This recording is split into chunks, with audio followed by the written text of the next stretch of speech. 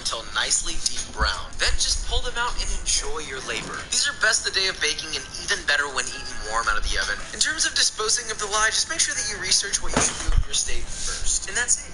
You can enjoy proper pretzels at home and have your very own home Oktoberfest. But you know what else is going to have its own Oktoberfest? B-roll. Look, whether you're a chef or a home cook, whatever, making a good puree is a life skill and an art. And if you don't believe me, let me explain.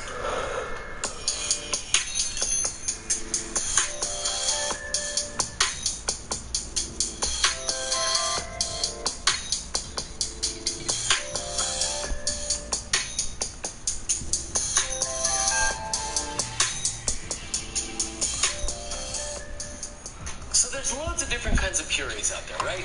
All different recipes for different applications. Some are used to accompany meat, some are used to put into other recipes. You know, the list goes on and on. But they all sort of follow a... Hey yo, this is Ro. But I'm not going to talk about any of that stuff today. I'm going to teach you something that a chef taught me. And yes, I'm talking about you, Christian, if you're watching. And that is the fundamentals of a good puree.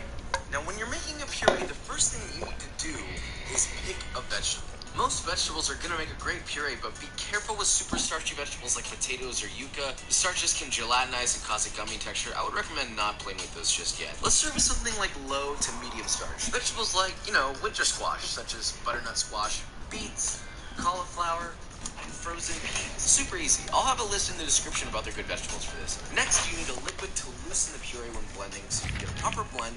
Something like chicken stock or really any stock for that matter. Water, milk, cream, you get the idea. Lastly, and optionally, but kind of recommended, is some sort of fat to emulsify into the puree while you're blending, oil or butter.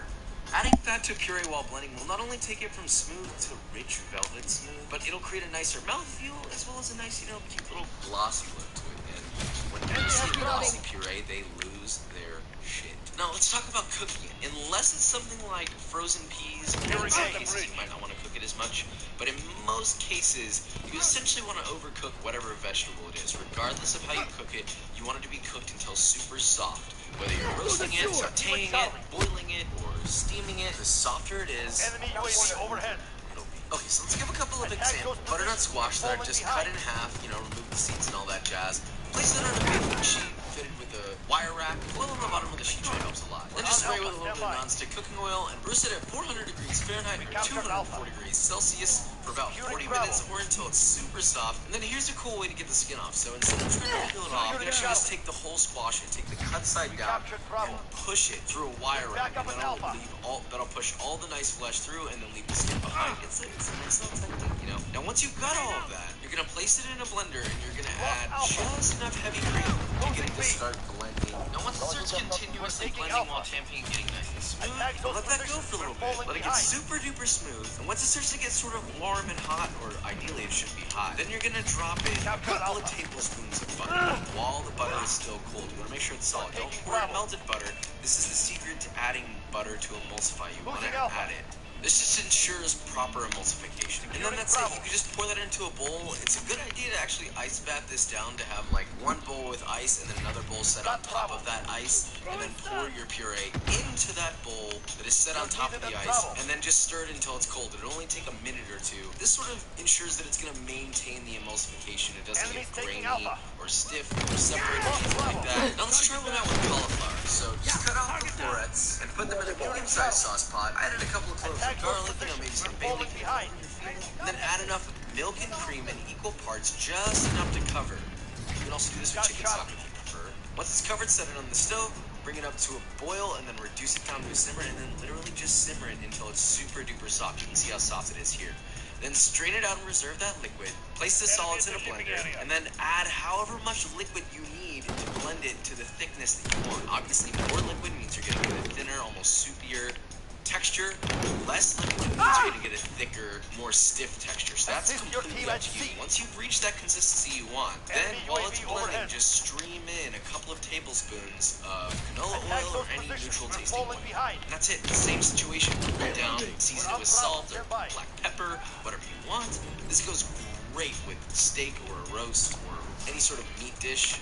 Now let's try and do a beet puree. I know that beets are not exactly everybody's favorite food, but this puree, to me, this changed my mind about beets. You don't have to peel them or anything, just wash them. Then cover each beet individually with foil and place it on a sheet tray in the oven at about 400 degrees for anywhere between an hour and a half or until easily pierced with a fork. Then you should be able to just rub off the peel. If you can't rub it off, then you can just peel it off, but you should be able to rub it off with a towel or a paper towel or just your hands. I did it with my hands. Then just chunk off the peel. If you can't rub it off, then you can just peel it off, but you should be able to rub it off with a towel or a paper towel or just your hands. I did it with my hands. Off the peel, beet individually with foil, and place it on a sheet tray in the oven at about 400 degrees for anywhere between an hour and a half or until easily pierced with a fork. Then you should be able to just rub off the peel. If you can't rub it off, then you can just peel it off, but you should be able to rub it off with a towel or a paper towel or just your hands. I did it with my hands. Towel. Then just chunk it up so it fits in your blender and blend it, adding a couple tablespoons of red wine vinegar or any nice flavor you might want to add to it. A tablespoon or so of water. Then once that gets going in the blender, just let that thing rip and get nice and smooth. A couple tablespoons of oil in there, stream them in while it's blending. Sort of similar to the cauliflower. You don't really need to add much liquid to this one because this has so much liquid in the actual vegetable. That's something you've got to sort of learn as you do. Then just cool it down, season it with salt, black pepper, whatever you want. I think you're starting to notice a general consensus here. This is how the puree game works. And you can use this technique with literally any vegetable. Some really low-starch vegetables are going to be hard to keep super thick just because they don't have a ton of starch in them. So that's why I would probably revert back to the list that I have in the description. And that's it. That's the fundamentals of a puree. The only thing I want to leave you with is just remember, before you make a puree, think about the application. That way you can decide what vegetable, how thick it should be, and how much oil you should add, and all those good things. Now go out, buy yourself a vegetable, and make a puree, Securing and Charlie. watch this. Enemy in the warehouse. Charlie secure. We're taking Bravo. UAV is ready for flyover. I need target, send recon. This is Falcon 3-0. Good copy. Alright guys, and that is it. So, purees. Restaurants already utilize them to their maximum possible benefit. So it only seems fair for me to share what I've learned to you so you can apply it at home. Now you can have, whether you want it to be fancy or not, you can have a meal by just adding a little bit of puree to something. Now to be honest, I'm really not sure how interested people are in this kind of content or this kind of information. I feel like I just had to put it out there. It just felt right. But anyway, if you don't already follow me on Instagram or Twitter or any of those things, all the links are going to be in the description below. And with that said, if you enjoyed this video or you learned something, leave a like, subscribe, and I will see you next week. Down you go, finally!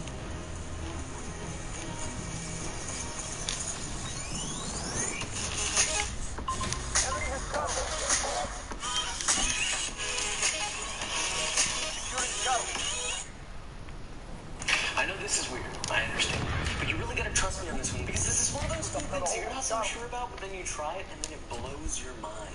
Yeah, it's like that.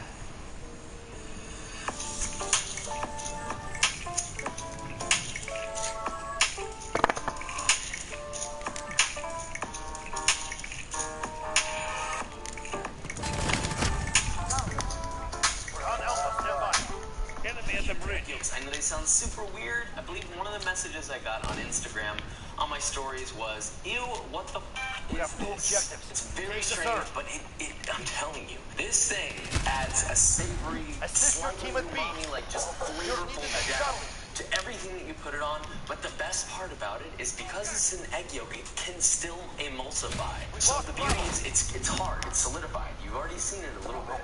So you can grate it, you can slice it, you can crumble it, but I would recommend grating it in pretty much almost every scenario. Cured egg yolks can be used as a condiment for pretty much everything. Maybe not dessert. But first, we're gonna talk about how to make this stuff. So let's do that, shall we?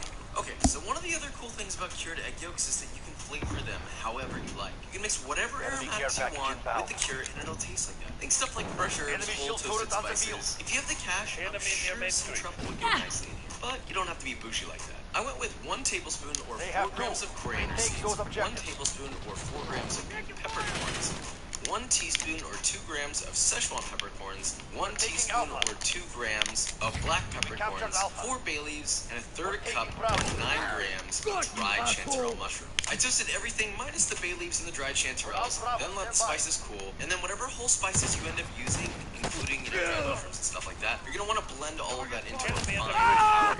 If you choose aromatics like fresh herbs or citrus peel don't really blend super well, then you can just finely chop those.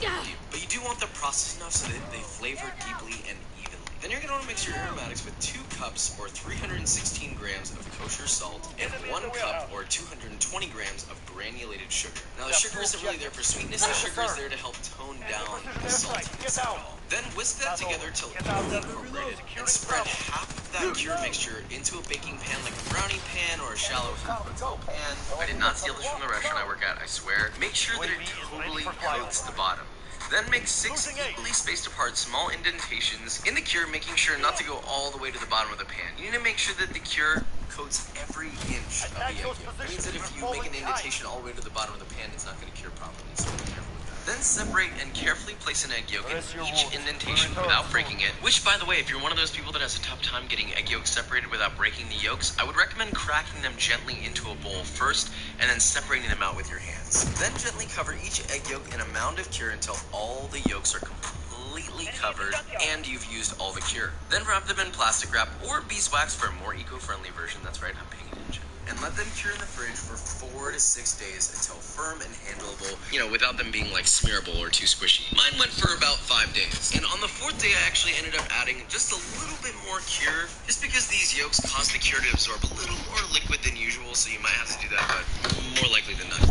Now once your yolks are cured, take them out of the cure and then rinse them off under cold water just to get most of the cure off the surface. Don't rub them too aggressively. Then gently dry them on a paper towel. Now this next part can be done in an oven, but I would really recommend doing them in a dehydrator. Now really quickly, I just want to say that I got this early release dehydrator as a gift from Broad & Taylor. You guys that have been with me know that I promoted their bread proofer, as my fermentation station for over a year without them even really knowing. And thanks to some helpful people, mainly Nick Roberts, you know who you are, they got wind of that and they sent me this early release state-of-the-art Sahara foldable dehydrator, and I gotta be honest, I'm completely blown away by it. You just open this thing up, unfold it, place the top on, put your racks in, and boom, it's dehydration time. Key word is that this thing is a beast and it folds.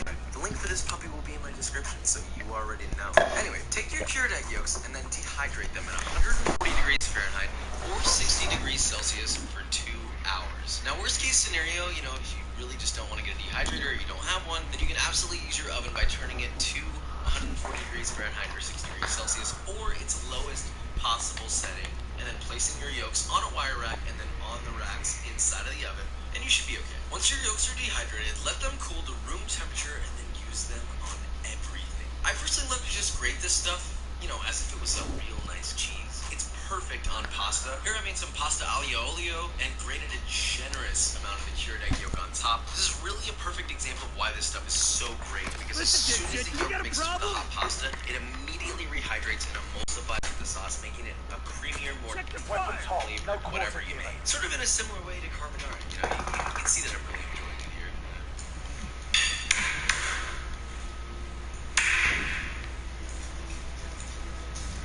Holy shit.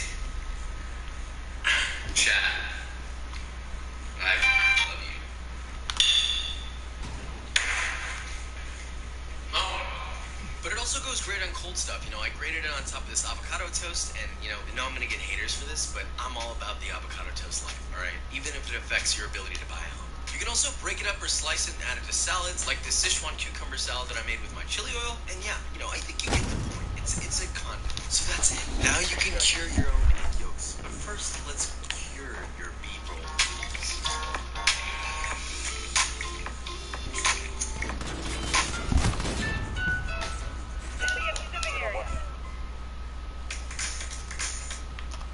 So hanging a pork butt in your own home, probably not the most realistic choice. But and a duck breast, you might just get something close. And lucky for you, that's what you're gonna need. Kill confirmed. Target right here. Reloading.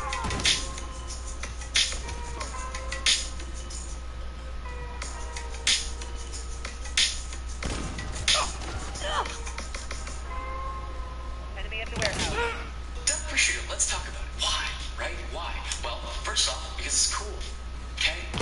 If you're the type of person that's interested in curing your own meat, I feel like this is the perfect place to start. Because it is so easy. It's very hands-on. All you need is salt and a duck breast, and you can make it. It's a beautiful thing. I would say if there was a third ingredient, it would basically be patience. And you guys know how I feel about patience. I know we live in a fast-paced world, okay? Listen, let's just have a combo, just face to face. You know, you and me. Sometimes it's good. Just slow down, smell the flowers, enjoy the little things, like making duck breast prosciutto. It was a tongue twister. Just trust me, okay? You want to make this. So here's the beauty of this recipe. You don't need a specific kind or size duck breast, although I usually lean towards a single large breast of Mullard or Muscovy duck, just for maximal flavor, plus I believe micro-roasted. So, he does this stuff. You can get duck breast at lots of grocery stores. You can also get it from a company called D'Artagnan. I'll put a link in the description. And once you have that, you can trim it up a little bit if it's got some odd to coat. Now all you need is to just pack it in salt. You're gonna coat the bottom of a container that's large enough to fit your breast, plus a little extra room, with a 1/2 inch or 1 centimeter thick layer of kosher salt. Now hold on 1 second. Now you can go ahead and just do this with just salt, and it'll be absolutely delicious. If you want to add some aromatics or whole spices, then you would want to do that right here. I added 1 tablespoon or 5 grams of pink peppercorns, 2 teaspoons or 3 grams of coriander seeds, and 3 juniper berries. Toasted those bad boys up, crushed them up, and then mix them in with the salt. And just as a side note, whatever whole spices you choose to use, always toast them first. It's that easy. You can do it with whatever you want, or like I said, forego it entirely. Anyway, lay your duck breast in that salt, and then completely cover your breast with kosher salt and the rest of your aromatics if you chose to put any in there. Now your breast should be completely encased in salt. And when I say completely, I mean completely. Then just cover that with a lid or plastic wrap and let it sit in the fridge for 24 hours. What's going to happen is the salt is going to draw out a shit ton of liquid from this duck breast, and it's going to absorb a good amount of salt. All good things for properly cured and preserved meat. Now once it's done, it should have darkened quite a lot in color and become firmer to the touch. Rinse that bad boy thoroughly and then pat it nice and dry. Then optionally crack some fresh black pepper on both sides. And now we need to hang dry this thing. It sounds difficult, but it's really very easy. Now I've sort of got an easy way to truss this off without having to go through the, difficult way of tying it. So the way we're going to do that is by wrapping our duck breast nicely in cheesecloth, then taking a segment of kitchen twine and wrapping it and tying it around the duck breast lengthwise. Make sure not that off. Then take 3 individual segments of twine, tie those around 3 even intervals along the duck breast. Make sure that this is tight enough to hold the duck breast without it coming undone, but not so tight that you're making it curl in an unnatural way. Then take another long segment of twine and wrap that around that longer lengthwise segment. So it just sort of dangles almost as if we're making a necklace out of the duck breast. Great comparison. Then you're going to use that duck necklace bit to wrap around a bottle or some sort of anchor in your refrigerator so it can properly hang without it touching anything. I did it around a bottle in my fridge on one of the shelves. There was just enough room that it would dangle without hitting the wall. Then just let it hang dry in the refrigerator for 14 to 18 days. Now, ideally you want it to be a bit humid in there, so you can add uncovered pans of water every once in a while, just to up the humidity a tiny bit, but oftentimes I don't, and it turns out just fine. But I also do live in a slightly humid environment.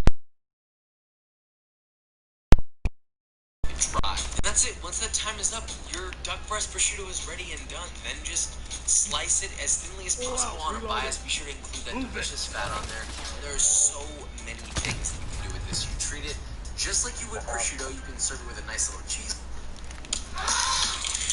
This is the coolest place in the world. Bro, I'm trying to watch cooking. I ain't trying to watch no Animal Kingdom. Thank you. Single-handedly one of the most famous Scandinavian foods of all time. And if you know me well, then you know we're gonna make this from scratch. Yeah. Kill confirmed. Enemy at the shipping area.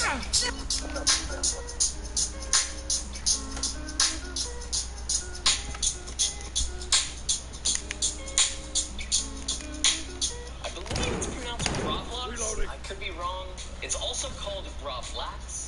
So there's gravlax and then gravlax. Wow, it's a tongue twister.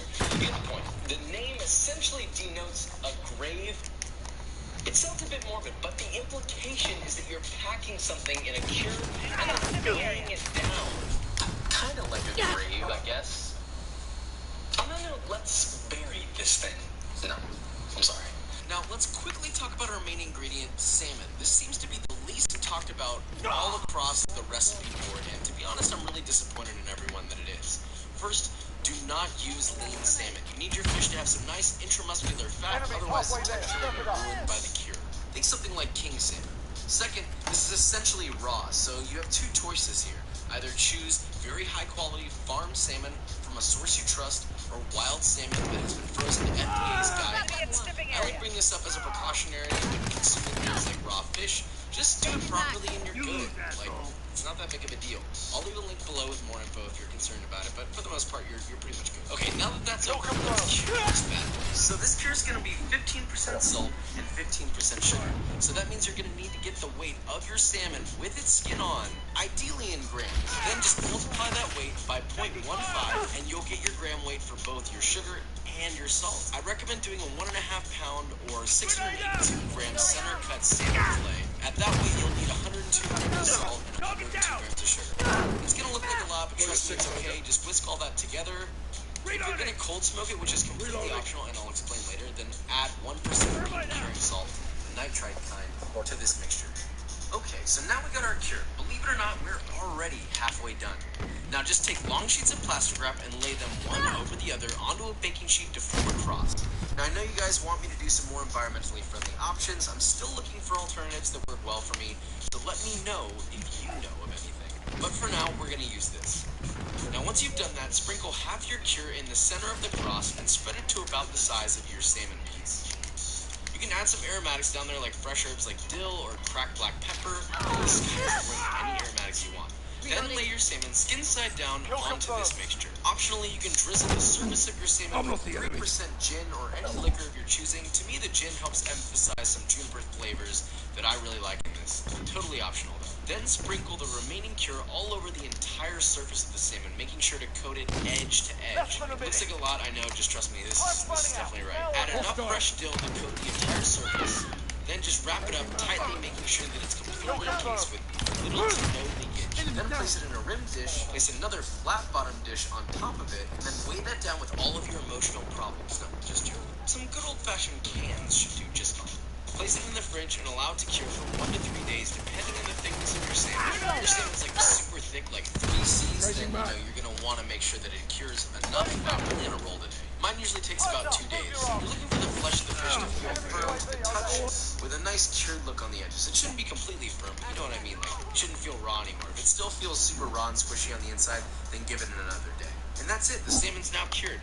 Now just take it out of the bag, rinse off the cure from the fish, and pat it dry. At this point, the fish is ready to be sliced thin and served cold. Now you can serve it for bagels and lox, or have it traditionally with some bread, creme fraiche, and various pickles and veggies. That's up to you. Now, let me just say one thing. If you want to take the extra mile and even cold smoke it, then I've found a way. This is not a product placement, but I did figure out a way to do this with a smoke gun. Let me just say something really quick. This is not a product placement, but this is very cool. And I'm not getting paid to say that either. I went and bought this with my own money. That's it. Thank you. So, as mentioned before, make sure that you cured this with 1% pink salt in the cure if you choose to do the cold smoking.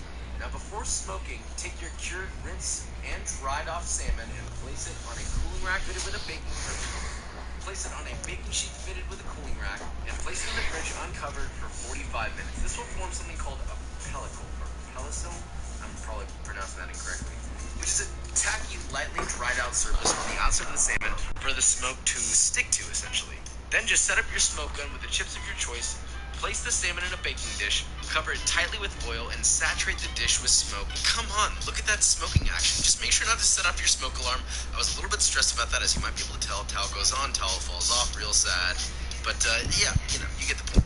Quickly cover it and place it in the fridge for 15 minutes, and repeat this process at least 3 times. The more you do it, the smokier it'll be. And there you go. I'm not just gonna skip over that whole frame there. Let's get that one more time.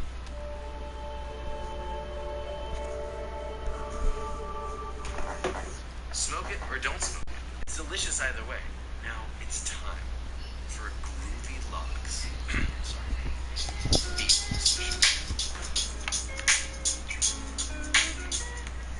Capture and hold your objectives. No You're needed hydrocarbons. in travel. We're No taking artificial shuttle. sweeteners. We're holding No shuttle. synthetic colors. And no artificial flavors. It's all good and gather, and it's only at Target. This is how you order all this delivery food for cheap. Okay, so first, Domino's.com, choose your favorite pizza, or in my case, I would consider bacon a nearly perfect food. Everybody loves it, even vegans. And you think it couldn't possibly get any better, right? Wrong. 1, 2, 3, 4.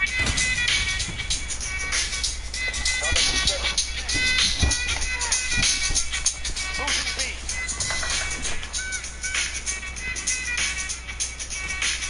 Look, you can make bacon from home so incredibly easily, and it's about time that more people start doing it. It requires Enemy personal minimal radar ingredients. overhead. With the exception of a smoker, if you choose to smoke it, which I'll talk about ways to smoke it later on in the video, some pork belly, some salt, a little bit of sugar, and a little bit of curing salt, which is really easy to find nowadays. Plus, a little bit of patience. Now, let's do this, shall we? I like to start off by making a big batch of dry cure. That way I always have some in my cabinet to use whenever I want to make it. Securing Bravo. And all I gotta do is get a percentage. So, in a large bowl, you're gonna add 2 cups or 400 grams of kosher salt, 1 cup or 200 grams of granulated sugar, and 6.5 teaspoons or 60 grams of pink curing salt. Now, when I say curing salt, yes, I mean sodium nitrite. This is also known as prog powder number 1, not prog powder number 2, but number 1. It's pretty widely available in stores nowadays, but for some reason you can't find it. I'll have a link below in the description for the one that Assist I your team use. at B. Anyway, once everything's in your bowl, give it a nice whisk until everything is thoroughly combined and Returning to stir it resupply. at room temperature. You're only going to use a little bit of this stuff at a time when making bacon, but now you always have it at the ready. Now for the most important ingredient, skin-on pork belly. Now it can be pretty much any weight, but you want it to be at least 3 pounds or 1,360 grams. I know there's a lot of numbers happening right now. Don't worry, it'll be in the description. But anyway, it's important to know the amount in grams just because you can get a salt cure percentage. I do 2.5%, so basically you're just going to take the weight of your pork belly in grams and multiply it by 0.025, and that number would be the weight in grams of how much cure you need to use. Here's a little. I just died to a guy called What Are You Doing Steps Now this is. pork belly weighed 3 pounds and 7 ounces. Okay. 1,571 grams. So using that formula, I was able to figure out that I needed 39 grams of that dry cure mixture. And you're gonna take that measured dry cure and spread it all What you're doing steps over your is entire really pork that's belly. who I'm dying All to, surfaces, and the top, the bottom, no the wonder I'm sides, dying to all that the edges. person. Make sure that every last sprinkle They is have the new used. Rub it in sniper, real unlike nicely. me. Now once it's thoroughly coated in your dry cure, it's pretty much good to go at that point, but I like to add some flavoring and aromatics. So I'll take some crushed and bruised rosemary sprigs, maybe some garlic cloves with the skins left on, just barely crushed with the back of your palm, some toasted and crushed juniper berries. All this stuff is optional. You don't have to add the aromatics if you don't want to, but you can use pretty much any hearty aromatic that you want. Now once all that's done, place your cure-rubbed pork belly into a 2-gallon Ziploc bag and place in the refrigerator to cure for 7 days, flipping it halfway through. So 4 days in, flip it over onto the other side, and there'll probably be some liquid that comes out and it'll fill up the bag. That's okay, that's totally normal. Just make sure that that liquid's being distributed because that's going to help cure the pork belly. Oh, and I almost forgot, don't forget to label your bag with a Sharpie or pen or whatever so that you know when you started it. That way you can keep track of how many days it's been curing. Okay, now you can place it in the fridge. Now once your pork belly has been fully cured for the 7 days and all that jazz, rinse off the cure thoroughly with water and pat it dry with paper towels. Now at this point, traditionally you should be smoking it, so I chose to smoke it, but you can also just use an oven. A lot of the flavor really just comes from the cure rather than the smoke, but I will say that the smoke adds quite a lovely flavor. Whether you use an oven or a smoker, the cook time is going to be the same. You're going to cook it at 200 degrees Fahrenheit until the internal temperature reads 150 degrees Fahrenheit. Now, because I know people are going to ask, I used one of my old master build propane vertical smokers. I added a good mix of both soaked wood chips and dry wood chips, and I smoked that bad boy as previously described at 200 degrees Fahrenheit until the internal temperature reached 150 degrees Fahrenheit. I did add wood chips about every 45 minutes, so I only really needed to add them about twice, I think maybe 3 times in the whole process, because this only takes about 2 hours. So here's a funny story about how smoking this went. First off, I had to go into the public area of my apartment building in order to do this legally, and after I poured myself a drink, as you see here, it started raining profusely, so I'm out here smoking alone in this courtyard with, but I always come prepared. Now, once your pork belly is done, you're just gonna take a quick look and appreciate that, like really just appreciate that. And while the fat's still hot, you're gonna go ahead and remove the skin using a sharp knife. It'll actually peel off on its own, but I like to use the knife to help guide the skin off. That way it comes off evenly and it doesn't pull off any major chunks of fat. Oh, and when I say hot, I mean like warm. Don't burn yourself doing this. Let it cool down a little bit before you do that. And now your pork belly has become bacon. Now, the first thing that I would suggest is letting it come down to room temperature and refrigerating it overnight, or at least about 8 hours for the fat to solidify so it slices easier and it cooks properly. And now you have your bacon, and it'll last about 2 to 3 weeks in the fridge or frozen indefinitely. And a quick little side note, don't just cut it into thin slices. Try cutting it into super thick cubes and then frying those up, but leaving the inside nice and tender. And I promise you, that will make the most amazing baked potato or salad or whatever. Just trust me, you now have so much versatility. Of course, you could always just fry them up as normal over medium heat, flipping often, and you know how to make bacon. It's not rocket science. All right, guys, and that is it. Homemade bacon, surprisingly easy. As I said before, a little bit of patience and minimal ingredients, you'll have your very own bacon from home. There's so many advantages of making homemade bacon that makes all the time worth it. One of the biggest to me is not only the huge flavor upgrade, but also the versatility of being able to slice it into whatever shape and size you want it to be. This recipe is actually adapted from Michael Ruhlman's book, Charcuterie. It's a fantastic book. It is hands down one of my favorite cookbooks. If you guys want to get it, there will be a link below. He actually gave me a quote on a...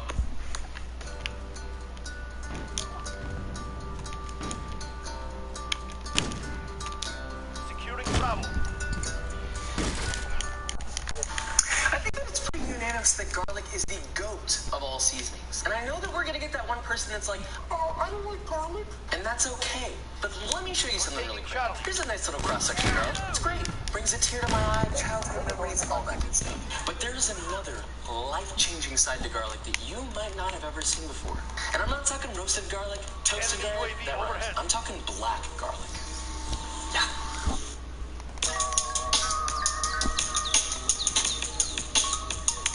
Securing Charlie.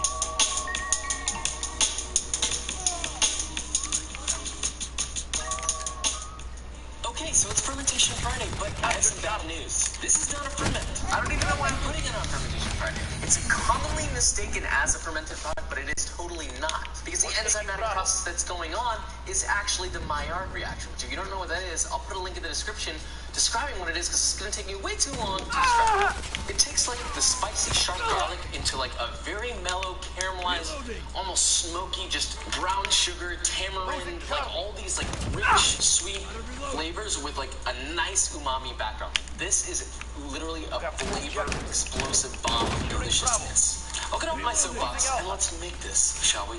Alright, now black garlic is insanely easy. All you need is the right amount. It requires Enemy has Alpha. so you have 3 different choices here. That's right, you got options. My number 1 choice, which is the route that I went, was my Sahara dehydrator, which will be linked below. The second option would be a typical rice cooker, you know, like the one that cooks rice. And then the third option would be my fermentation station, all of which will be in its low. Now I chose to go with the dehydrator just because of the accuracy and even distribution of temperature. Unfortunately, you cannot use your oven for this though. Now for the easiest part. So first thing you need is, well, garlic, whole fresh We have cloves. 2 objectives. I would Take the recommend third. doing a lot of them, or at least as many as you can fit in whatever device you're using. I think I did something like 12 total bulbs. Then you're going to individually wrap these babies tightly in plastic wrap and then tightly in 2 layers of foil. Think of it kind of like a little tinfoil hat for your Enemy garlic. at the yellow Instead of building. shielding it from electromagnetic fields, you're keeping it from drying out or leaking. All the good stuff. Cool, that's pretty much all the effort you're going to need to put in here.